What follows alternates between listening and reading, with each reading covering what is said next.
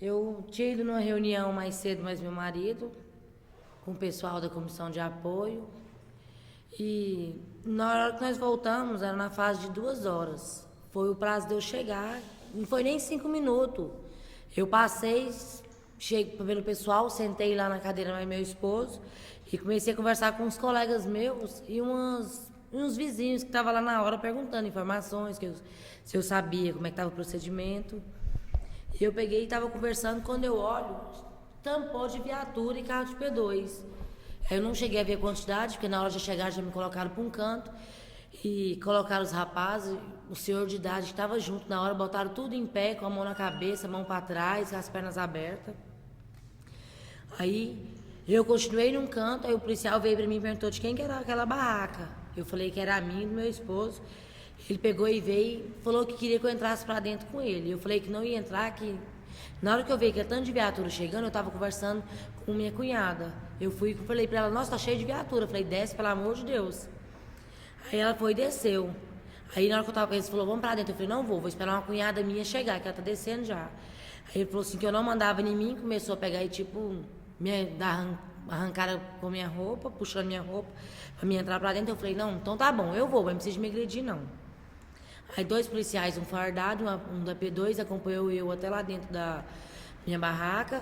Aí já entrou mais 2 PM também, vestido de PM, aí ficou 3 PM e um P2 lá dentro. O P2 falando que era pra me derrubar se eu tivesse drogas, se eu tivesse arma, se eu tivesse alguma coisa ilícita. E eu falava que não tinha. Eu todo tempo eu falando e eles falando que se eles achassem ia piorar as consequências, ia ser pior pra mim. E meu marido estava lá, ele falava, perguntava pro meu marido também se tinha alguma coisa, ele também falava que podia ficar à vontade, podia dar a busca. Aí eles deram a busca, todo dia lá dentro de casa não encontraram nada, começaram a cavar quintal, ir nas vizinhanças, das barracas dos meus vizinhos, tudo, quebrava as portas, metendo bicuda, chegou a pegar aí, agrediu o vizinho meu também, a terceira barraca depois de mim, batendo nele para falar se tinha droga ou armas. Ele falava que não tinha. E umas 6 barracas ainda mais pra frente chegou a buscar a gente lá na sexta barraca e levar para perto de nós, para tipo montar um paredão de gente enquadrada. Aí minhas cunhadas chegou. Ela chegou perguntando o que estava acontecendo. No que ela perguntou o que estava acontecendo, eles pegou e falou para ela se não interessava, que era uma operação deles, que não era para ela atrapalhar a operação. Eles falou que era para ela ir para do outro lado da cerca. Ela falou que queria saber o que estava acontecendo, que ali tinha familiares dela. Eles falou assim que ela já estava fazendo, ela estava já desacatando, atrapalhando o serviço deles.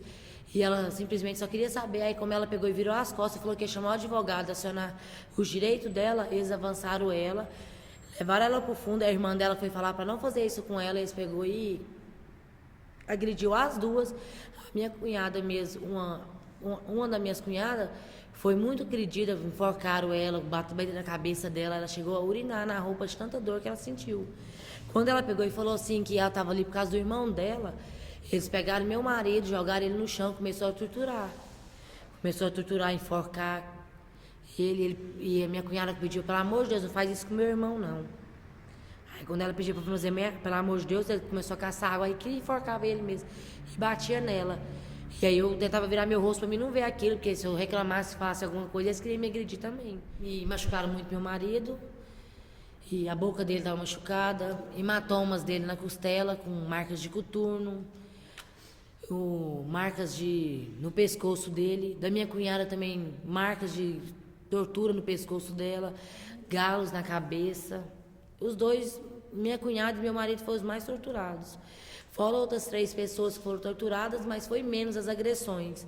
Sim, foi agressões leves, mas a deles, minha cunhada mesmo, teve uma que chegou a estar deslocado o dedo dela. Tipo assim, forçar a mão dela para virar a mão dela para trás. Aí um dos policiais foi na viatura, voltou. Aí ele chamou um policial, entrou no corredor e voltou. No que eles voltaram com uma porção.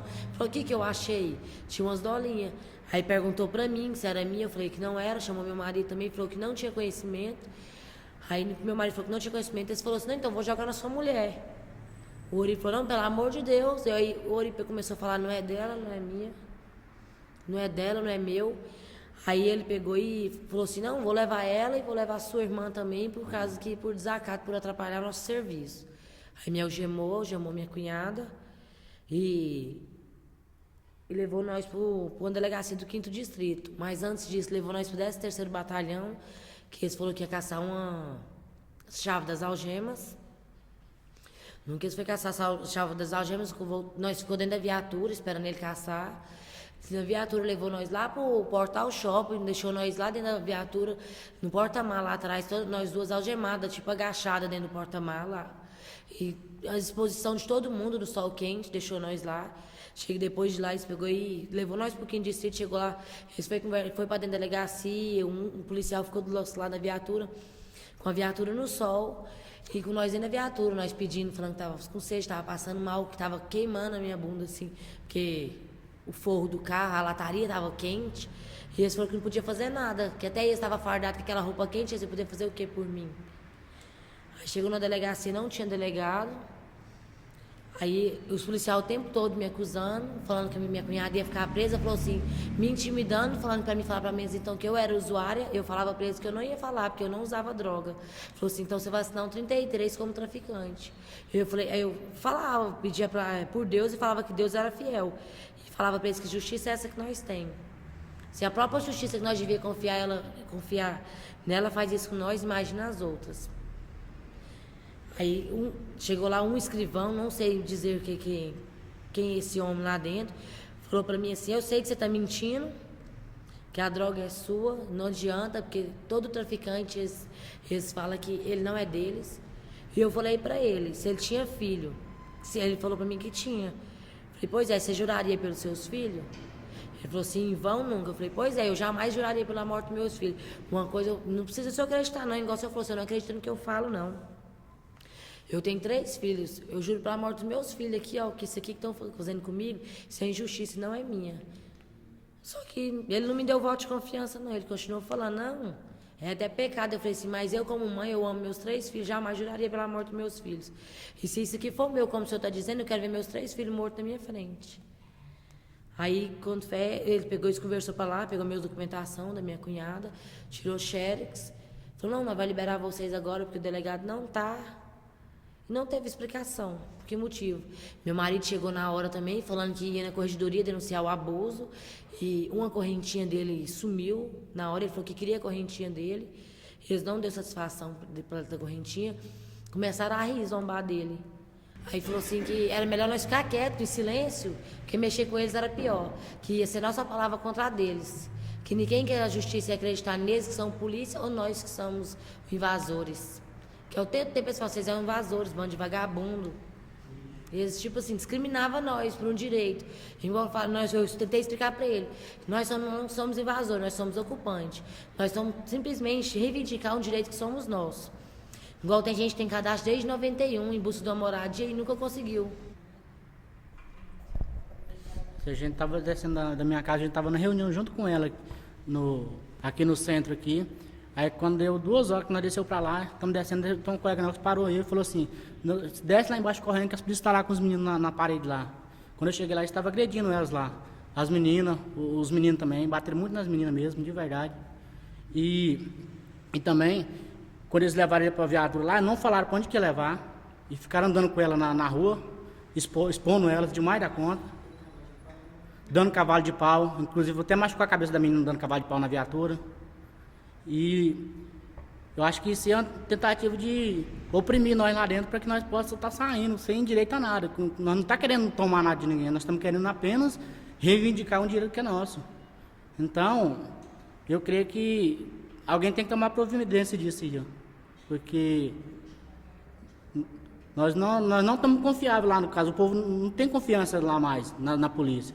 Para chegar batendo nas pessoas não é direito, né?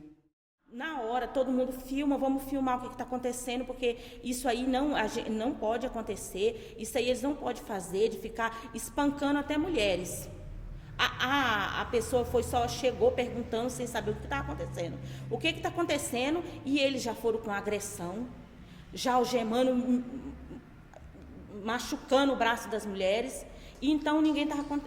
Lá tinha criança, lá tinha adulto, idoso, um idoso que estava lá, para poder saber o que tinha acontecido na reunião, que várias pessoas iam lá depois para saber.